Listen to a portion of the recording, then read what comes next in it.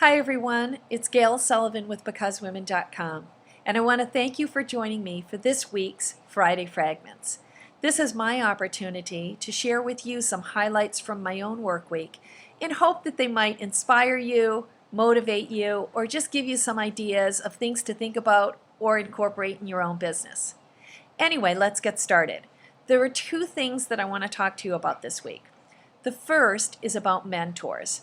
Do you know, when I started Because Women and decided I really wanted to move forward with this company and get out there in a bigger and better way, I remembered something I had always heard, and it was this, that if you're going somewhere, you need to get around the people that are already there, and you need to be gleaning from them what it takes to be a success.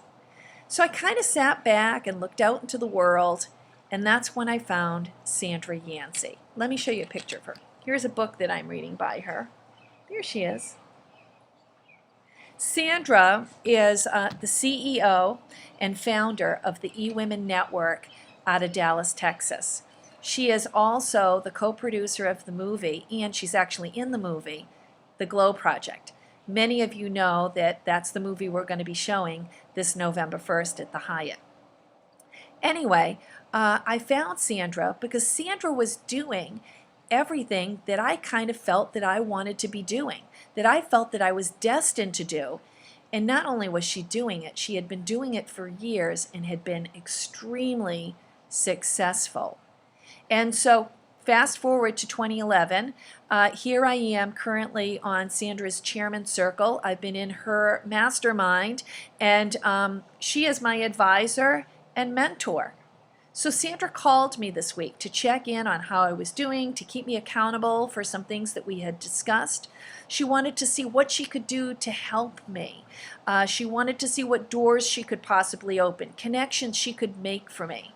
She is definitely in it to help me be successful at what I'm doing, and I so appreciate her mentorship and her leadership. One of the things that I find fascinating about mentors is that because they're kind of in a bigger place that they're very comfortable with and have been very successful at, they're looking at you and they can spot things so easily that you don't even know you're doing or not doing. I mean, they know when you don't know that you don't know.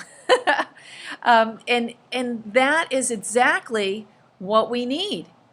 You know, there's a lot of things that we don't know, and we need people to be able to pick that out and give us guidance on.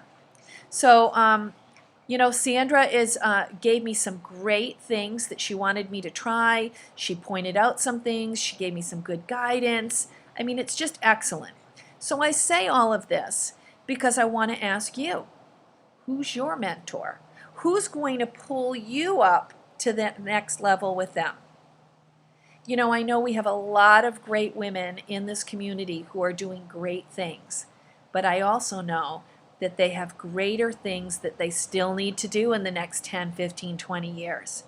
And so you need to be beginning to look for role models that could be possible mentors for you. So keep your eye on that. Be thinking about that. We're going to do some things in regards to mentoring in the new year. But I want you to be thinking about who could possibly be a mentor for you, how that could change things for you. The second thing I want to talk to you about is giving. You know, we're in a season right now where, oh my gosh, there is going to be fundraising galore every day of the week in this community. We are just a 501c3 community, aren't we?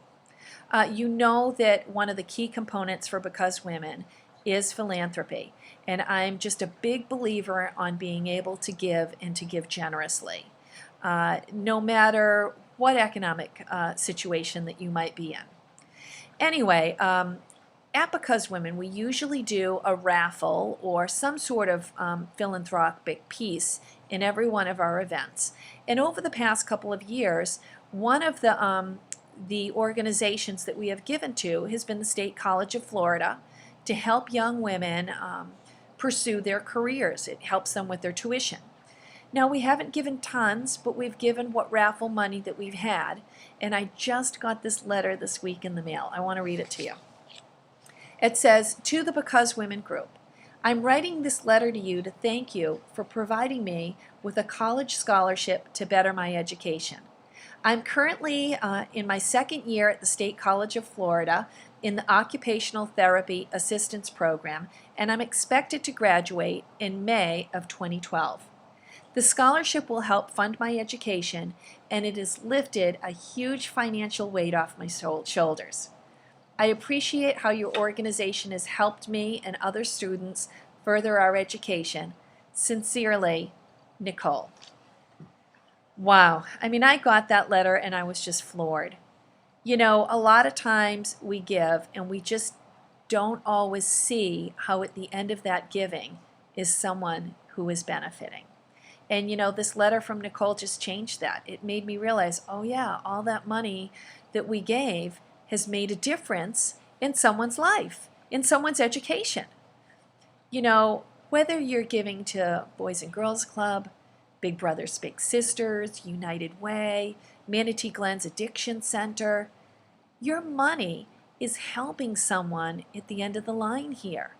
It's providing gifts for children who wouldn't have gifts, or food for people. The food bank is another big one that'll be coming up, especially around the holidays.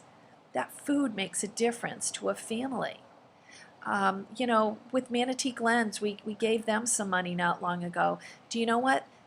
That could be saving somebody's life or helping them find freedom from drugs. It makes a difference. You know, I think so often, what's the $10, $20, $30, $40 that we throw in for a fundraising raffle? I mean, it's the bagel that we get every morning on the way to work, or the 1 or 2 or 3 Starbucks coffees that we're drinking every day, or Dunkin' Donuts. I mean, all that money adds up, and when I think, what does it add up to? Nothing. It's so unprofitable. Or how many times have you gone out to a great sale, bought a dress or a sweater for, you know, $60, $70, $80, and you never even wore it because it didn't quite fit right, or it doesn't quite go with the things that you have? Don't you hate that when that happens? Yet when I give my money to the State College of Florida or Big Brothers Big Sisters, Boys and Girls Club, whatever, it helps someone. Someone is being affected by it in a very positive way. With all that said, I want to really encourage you to give this season. Don't just give what you've always given. Give more. Give more. Make it almost a sacrificial giving. Give up the cup of coffee or the bagel or the donuts. And you know what? Give more to those fundraising activities that you're attending. Well, that's all I have to say for this week. I hope that you have found some value in this week's Friday Fragments, but I look forward to seeing you next week. I just wish you a great, productive week, and I'll talk to you soon. Have a great day.